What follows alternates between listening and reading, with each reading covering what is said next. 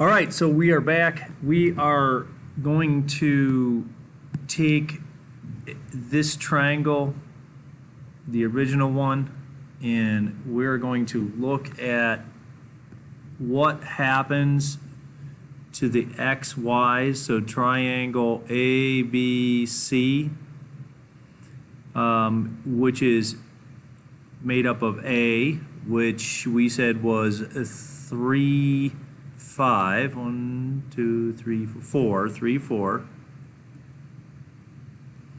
B, which was 5, 1. And C, which is 3, 1. So what happens when you reflect over the x-axis? Reflect over x, and that is indicated by this blue triangle. So we're going to take those x, y's, and it's going to be, you could probably guess it's going to be the same x, but the y will be opposite. So it'll be the same x and then the opposite of y. Okay, so what happens when you reflect it over the y-axis?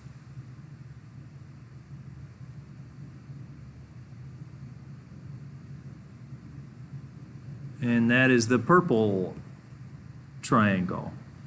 And that is xy changes over to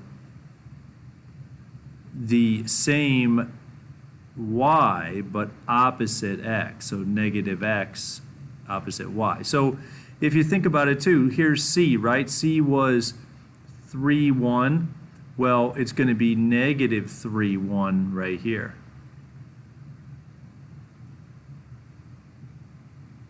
And A was 3, 4. This is going to be negative 3, 4. All right, and then B, of course, if we look at B here, okay, and it's the opposite of x, which would in this case be negative 5, but y stays the same to be 1. Okay, so the last one is reflect over the line y equals x,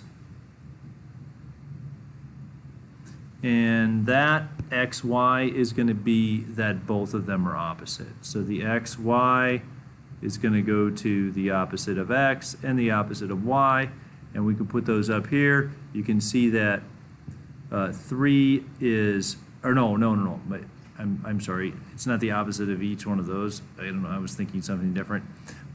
It's flip-flop, okay? So it's flip-flop. So what that means is the xy changes to yx.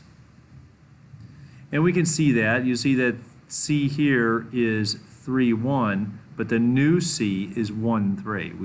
We flip-flop it.